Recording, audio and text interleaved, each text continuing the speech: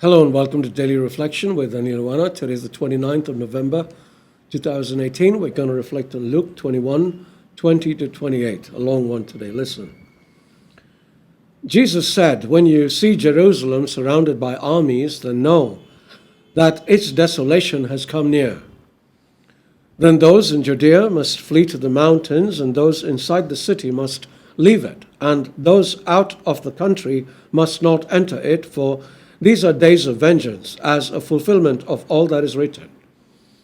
Woe to those who are pregnant and to those who are nursing infants in those days.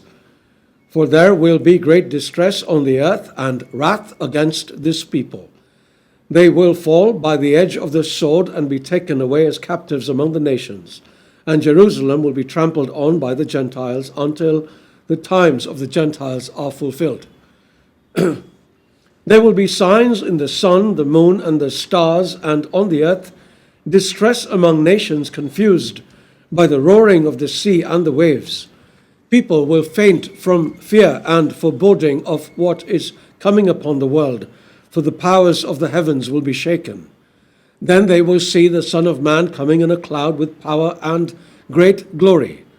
Now when these things begin to take place, stand up and raise your heads, because your redemption is drawing near." The gospel of the Lord. It is always fascinating when a prophecy made in Scripture is fulfilled. The greatest fulfillment of prophecy, of course, is the coming of the Messiah. But Jesus himself prophesied many things. Here in this passage he says, "When you see Jerusalem surrounded by armies, then know that its desolation has come near. Then those in Judea must flee to the mountains, and those inside the city must leave it, and those out in the country must not enter it."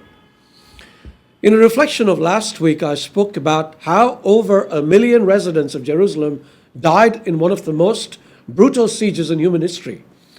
What I didn't mention was how many Christians survived the massacre. Eusebius, a historian, wrote, I got it on a slip, "The people of the church in Jerusalem had been commanded by a revelation given to approved men there before the war to leave the city and to dwell in a certain town of Perea called Pella. The people who took Jesus' prophecy seriously prepared to leave the city and were saved. There is another prophecy contained in this passage, this one a little strange. Jesus says, "Jerusalem will be trampled on by the Gentiles until the times of the Gentiles are fulfilled." What could this mean? The Gentiles are non-Jewish people, and for centuries they moved through Jerusalem.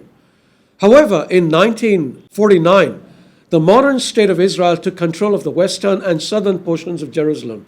Jordan controlled the eastern portion and the old city. But during the 1967 war, Israel took possession of the entire city. However, the Temple Mount is still under Muslim control. The Dome of the Rock, one of the holiest places of Islam, is situated there. So does that have to come under Jewish control for the prophecy to be fulfilled? I don't pretend to know. But I do know that like the Christians who took Jesus' warning seriously and was spared, we need to take heed of the things that Jesus says too, because these are not just matters of life and death as we understand life and death. These are matters of everlasting rest or eternal condemnation. It won't be too long before the Son of Man comes with power and great glory. And when he comes, let us be able to stand up and raise our heads. God bless you.